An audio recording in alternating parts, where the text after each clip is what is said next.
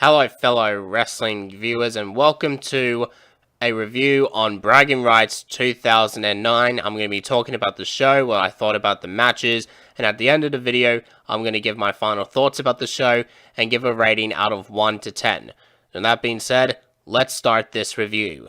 So Bragging Rights is a show when Raw and SmackDown must compete against each other in order to gain bragging rights. That's pretty much what the show is about, but unfortunately the show was all about the Iron Man match. That was the only thing they were focusing on. So let's start off with The Miz, the United States Champion from Raw, versus John Morrison from SmackDown and the Intercontinental Champion. So obviously they were building up this match to see which two of the tag team is better. Honestly, this was a pretty good opener. So I don't really have that much to say about it. So The Miz wins, so yeah, nothing much to say. Now the next match was the Divas 6-man tag match. It was the team of SmackDown, which, correct me if I'm wrong, Michelle McCool, Beth Phoenix, and Natalya, taking on Raw, Melina, Gail Kim, and Kelly Kelly. I apologize if I got any of that wrong. But honestly, I don't really have much to say about this match. I mean, as soon as we saw Miz from Raw defeated a SmackDown, we obviously knew that a SmackDown was going to get the win. So, McCool, Phoenix, and Natalya wins. I was trying to remember that, but they won. So, I don't really have that much to say about it. I mean, it was okay. It was an okay match. So then we have the World Heavyweight Championship Fatal 4-Way between CM Punk, The Undertaker, Rey Mysterio, and Batista. Now, the match was fine, but the only problem I have with it is that the match was really too short for me. I mean, if you had the match just go on for just a few more minutes, then it would probably turn into a good match, but it became a okay match. So, The Undertaker wins, retains the World Heavyweight Championship, and after the match, we saw a segment with Batista and Rey Mysterio. Batista turns heel, which I thought that was fine.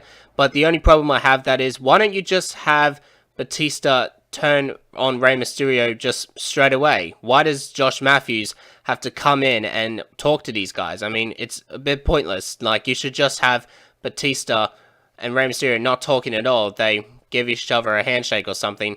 Then as they both walk up to the stage, Batista basically just snaps at Rey Mysterio and attacks him. I mean, you could have that as well, but you know, either way, it's fine. So, I think the Batista heel turn worked. Then we have Team SmackDown versus Team Raw. What I don't understand about the match is, why isn't it an elimination match? I mean, if you had an elimination match, that would have made this match more prestigious. But instead, we just get, if you get pinned, you lose. But honestly, I thought the match was pretty fine. I don't really have any much to comment about it. Team SmackDown wins thanks to the help for the Big Show. We pretty much already knew what was going to happen anyway, that Big Show was going to ally with Chris Jericho because they're tag champions, so yeah.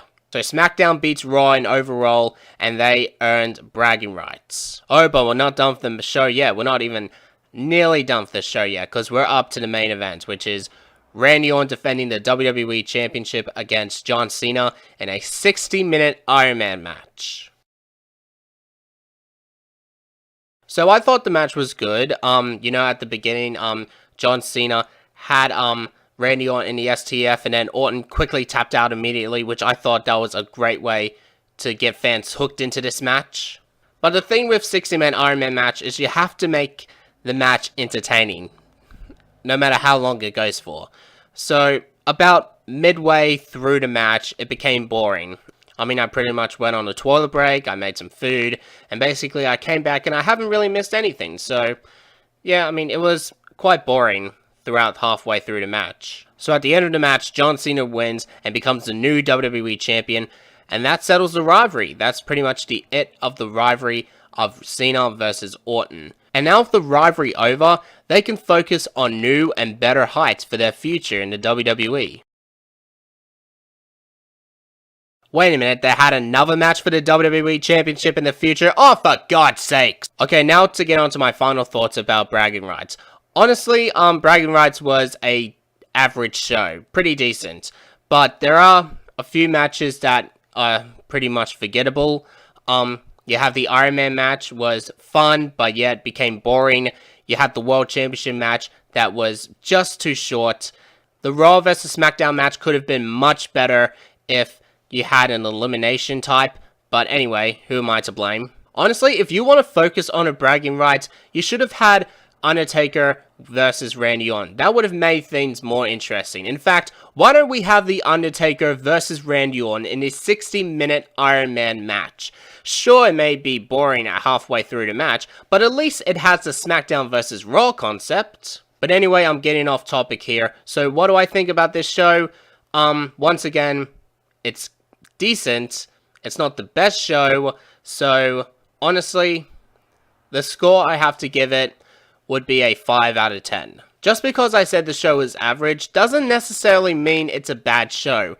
It had some good moments here on this show as well.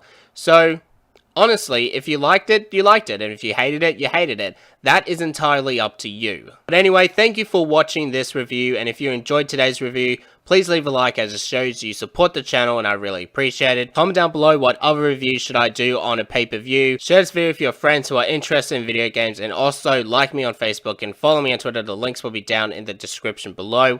If you're new to the channel and want to see more content uploaded, then be sure to subscribe to the channel. And once again, thank you for watching, and until next time, have a great day.